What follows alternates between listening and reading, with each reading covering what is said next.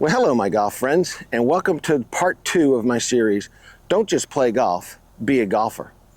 And I would be a pretty lousy instructor if I didn't introduce short game into this series real early, so that's what I'm doing.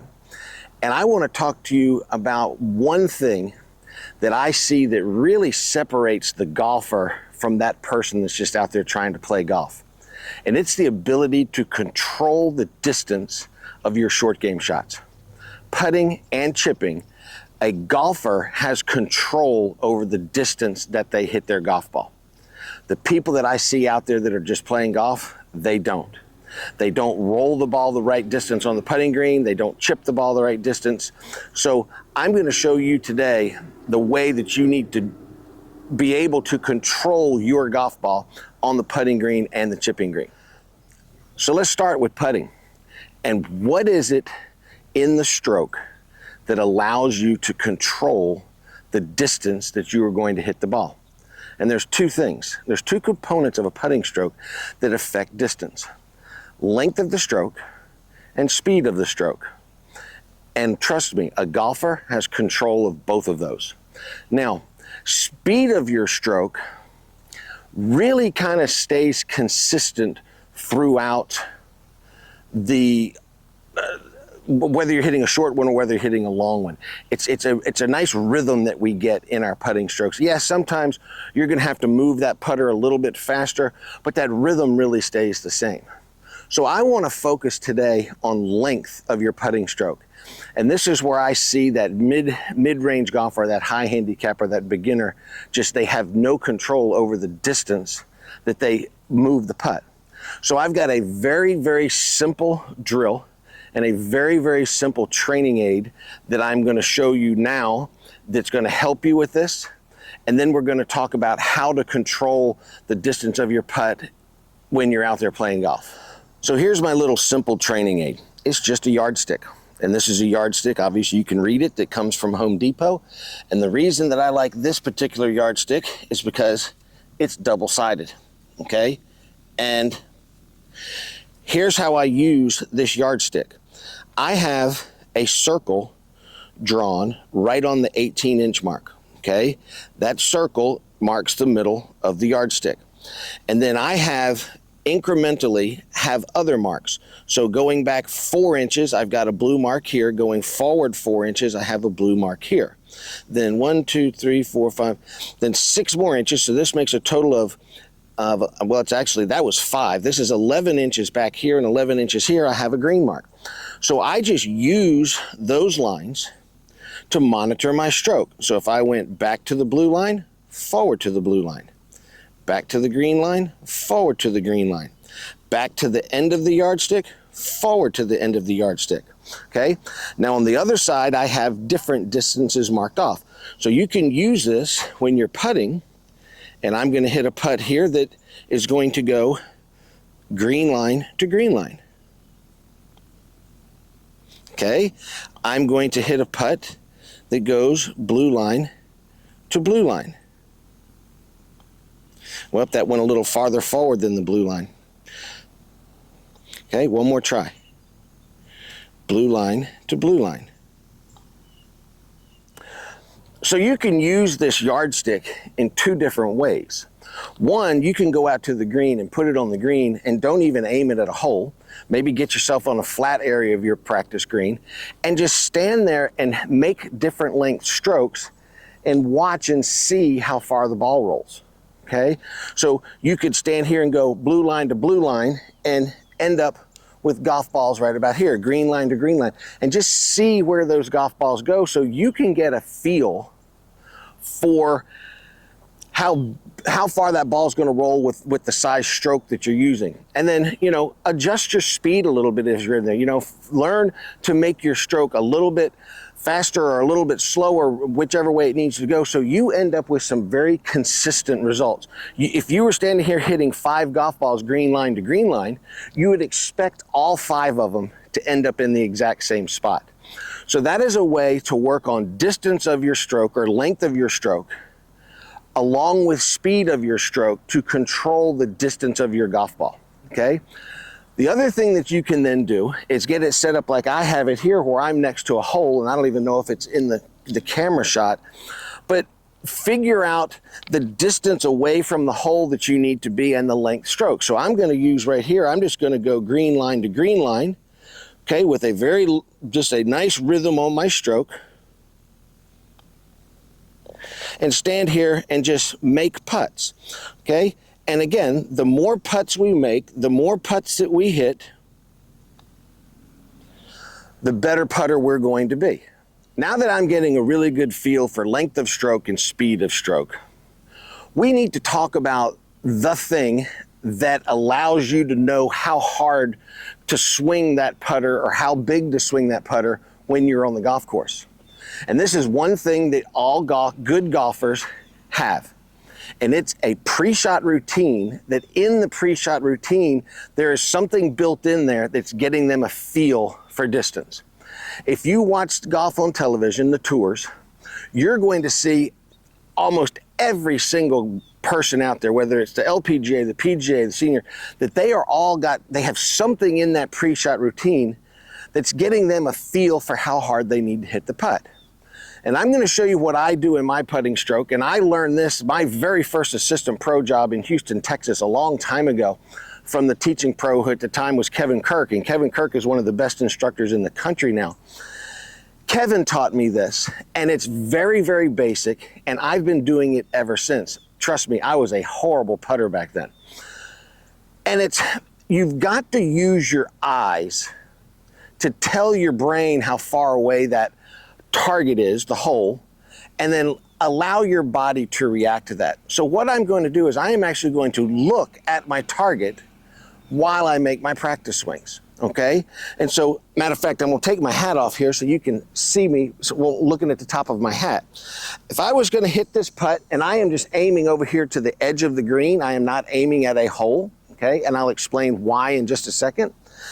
I'm going to get in here and get set up, and I'm going to look at the edge of that putting green over there, and I am going to use my eyes and use my feel to tell me how big that swing needs to be and what speed that swing needs to be. If I stood here and I made a stroke that was like this, immediately my brain is saying, whoa, Michael, that's way too big. Come on, Briz, get your stuff under control here, okay? So I am just feeling how big and how fast that stroke needs to be. Then I'm going to get set up to the ball. I'm going to take one last look at my target, look back at the ball, and recreate the stroke that I was making in the practice swing. I'm just trying to recreate that feel, okay? So let me do it one more time for you. Okay, I'm going to get set up. I'm going to look at the edge of the green. I'm going to make two practice swings, feeling how hard I need to hit that ball. Look back at get set up to the ball, look back at my target, look back at the ball, and recreate that stroke. Now let me show you what it looks like from down the line, and you can actually see the putt, okay? The edge of the green, where I am aiming, is right here. Now, why am I aiming at the edge of the green and not at a hole? A hole becomes a very specific target that relies also on direction. The edge of this green is just a specific distance. I learned this from Hank Johnson, okay? Again, a long time ago, and it's still relevant today. Nothing has changed. I need to work on my distance control by just rolling a ball a distance. You could put a couple of alignment sticks out on the green and just roll balls to the alignment stick. But frankly, there's no need to do it when you always have an edge of a green. And I can move around this green, hitting uphill putts, side hill putts, downhill putts, all different distances, and working on controlling how far I roll my golf ball. And people, you better be practicing this, okay? So here we go. Back to my routine. I'm going to get set up. I'm going to turn my head, look at the edge of the green. Two practice swings, get set back up to the ball, look back at the edge of the green, back to my ball, and hit my putt. And folks, that one rolled right to the edge of the green. That was absolutely perfect speed. And I just want to stand around and do it over and over again. Same thing. I'm building a routine. 1, 2, set up to the ball, look back at the edge of the green, back to my golf ball, recreate my stroke. That one's going to come up a touch short. So why is this distance control so important in putting? It eliminates three putting. Golfers don't three putt. People who are out there playing golf do three putt. Three putts make your score go up in a hurry. I hate a three putt. This eliminates three putts. If you can control the distance that you roll your putt, so you've got a 25-foot putt, you roll it 25 feet. Your next putt is never going to be outside of 2 feet because you're not going to miss that thing 2-3 feet right or left. But you can for sure miss a putt 6-7 feet short or blow it by 6 or 7 feet. So this is helping you to keep your score down, all right? Now, if your ball is rolling the right speed when it gets to the hole all the time, there's a lot of putts that might go in, that if they're rolled the wrong speed, they might not. You might catch an edge, and if that ball's rolling the right speed, it could go in the hole. So learn to roll your putts the proper distance. Practice properly and become a golfer. Let's talk now about chipping and pitching the golf ball and controlling the distance of your pitch shots. And really, it's about the same thing. It's just controlling the length of your swing and controlling the speed of your swing. And when I'm out on the golf course with students, they're kind of all over the place. Biggest mistake that I see is too big of a backswing. Make too big of a backswing, then you tend to slow down coming into the ball, which ends up causing all kinds of problems. You make that big backswing, your brain knows that you've gone too far. It's back there telling you, whoa, whoa, whoa. And you never hit a solid shot. I do see sometimes people don't make big enough backswing and are trying to accelerate too much through the shot. The chipping and the pitching stroke needs to be balanced. Backswing and follow through need to be about the same size. If you're gonna have one be a little bit bigger, I would want the follow through to be slightly bigger. And that pitch shot, that chip shot has to have a rhythm to it. So I use a little system with a lot of my students, and I just call it the 1-2-3 system. We have 3 sizes of swing and 3 speeds. Okay, so swing size number 1 is just knee high to knee high with the club head. Swing size number 2 is my hands are going to go about waist high to about waist high on the forward swing. Swing size number 3, hands shoulder high to hands shoulder high. Now, we have 3 speeds. Swing speed number 1, very slow. Swing speed number 2, a little bit faster, kind of a medium-sized speed swing. And speed swing number 3 would be, almost full speed. We never really want to go full blast here, but more towards full speed. And so you can then look at a shot and kind of determine what you need to, what size you need to be and what speed you need to be. Now here's the rule. You can't have a number of, the speed number cannot be bigger than the size number. Meaning I can't have a swing size number 1, but at speed number 2. I can't have a swing size number 2 at speed 3. Now I can have a swing size number 3 at speed 1 and hit a very soft little shot. But I can't have the speed number be larger than the size number, okay? So I've got a little shot right here, and we're gonna see how this goes. It's first thing in the morning. I have not hit one golf ball yet. And you can see that I've got my towel laid out there on the green. Now, why do I have my towel on the green? Because our primary target when we're hitting pitch shots is where I need to land the golf ball. That's the primary target. If I've chosen the right club, the right trajectory, and we'll talk about that in another video, the rest of that stuff will get my ball closer to the hole. My primary target is where I want to land the ball, and this is what I want y'all practicing. I want you practicing how far you are flying that golf ball, okay? So here we go right here. Now, I'm going to look at this shot. I don't think it's swing size number one. I don't think a little knee-high to knee-high swing is going to get the ball to the towel.